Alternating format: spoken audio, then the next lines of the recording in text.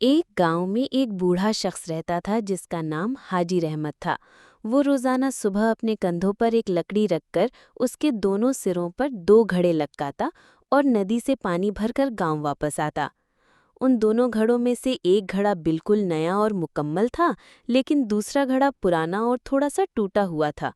जब हाजी रहमत नदी से पानी भरकर वापस आता तो नया घड़ा सारा पानी बाहिफाजत गांव तक पहुंचाता, मगर पुराने घड़े से रास्ते में आधा पानी टपक जाता।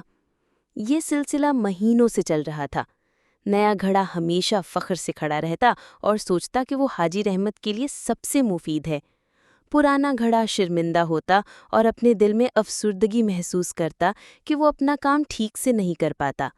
एक दिन पुराने घड़े ने बूढ़े हाजी रहमत से कहा, बाबा जी, मुझे अफसोस है कि मैं टूटा फूटा हूँ। मेरे बायस आपकी मेहनत ज़ाया हो जाती है। आप मुझे बदल क्यों नहीं देते? हाजी रहमत मुस्कुराया और नरमी से बोला, मेरे प्यारे घड़े, क्या तुमने रास्ते के किनारे खिले फूलों को नहीं देखा?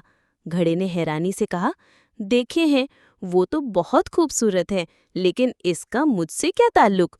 बाबा जी बोले, उन फूलों के बीज मैंने तुम्हारे ही तरफ बोए थे, क्योंकि मुझे पता था कि तुमसे पानी टपकता है। तुम्हारे जरिए उन बीजों को रोज पानी मिलता रहा और आज वो रास्ता खूबसूरत फूलों से भर गया है। मैं वो फूल तोड़कर बाजार में बेचता हूँ और वही मेरी कमाई का जरिया है।